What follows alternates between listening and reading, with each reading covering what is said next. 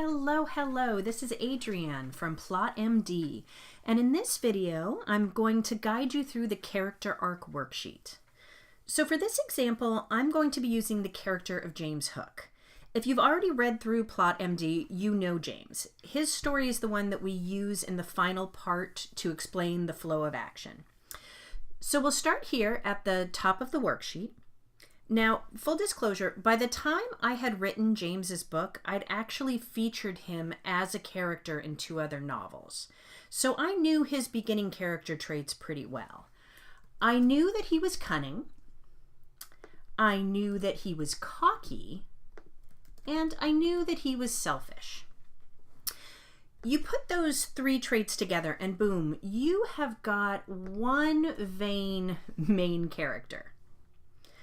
So now we come down the worksheet a little, and we need to rank those beginning traits from the hardest to change to the easiest. When I did this for James, I didn't do it linearly. I knew that the easiest trait for him to change was going to be his cockiness. And that's because cockiness is like a mask. It's a superficial trait, and that means it can be knocked off somewhat easily. That doesn't mean it's pleasant when it happens, but it only takes a few mistakes for that mask to slip. Now, for the hardest traits, I went back and forth, but finally decided on his selfishness because it's at the core of so many of his attributes. That left one spot, so by process of elimination, the middle spot went to cunning. Now we need to take these ranked traits and bring them down to the character arc. So we have James's beginning or his ineffective traits right here. Selfish and cunning and cocky. All right, and now we need to move these traits to his ending or his more effective traits. A good question to ask here is, if this trait isn't working, what will? So we'll start with his selfishness. If that isn't working for James, what will? And the answer for him was being responsible. Being selfish is very closed off and insular. Being responsible allows you to open up and have real caring relationships and connections with people.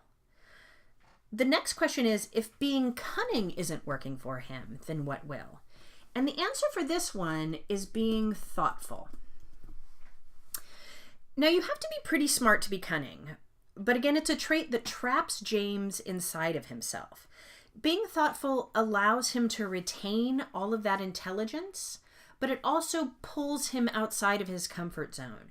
It allows him to see through the eyes of other people, to understand how they solve problems, and to gain new experiences. So now lastly, we're going to deal with his cockiness. And if that isn't working for him, what will? My answer to this one was determination. Like I said before, being cocky is really a mask. It's superficial. Determination is a different kind of trait. It's a stronger trait. It still allows him to have a strong and a positive self-esteem, but determination has much deeper roots than cockiness. It's not going to blow away when the wind blows. So these 3 traits come together to create James's true self, or what at the end of the story we call his heart and soul. So in this case, the word that I came up with was worthy. For James, he ends his story with a strong sense of self-worth and the feeling that he can contribute more to the world than just to his own sense of happiness. But he's not going to make this journey from vanity to worthiness on his own. He is going to need to be pushed. And the thing that's going to do it are the 3 vital questions. Now, if you've read PlotMD, you know that these questions don't go in the order of the ranked traits. They go in reverse order. So the first question needs to deal with guiding James's cockiness towards determination. And the question that I came up to do this was, Do I have a price? Because this is a romance, the questions have to apply to both main characters. So for James, this isn't a question about if he'd sell out his ideals, like it is with the other main character. The question for him asks, is there a price for being around him? And it turns out the answer is yes. And not only that, it is a steep price. So that is the first jolt that knocks his sense of cockiness sideways. And it starts him down the road towards his sense of determination.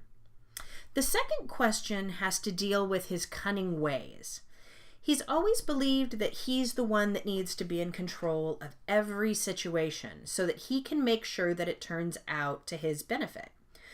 So the best question to lead him away from that and toward being more thoughtful is, what if I lose control?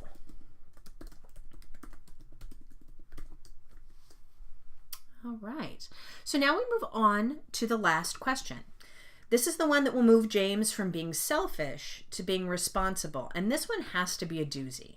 This is the hardest trait to change, and that means that it needs to be a real gut punch of a question. In this story, it was, what if what I thought was important wasn't?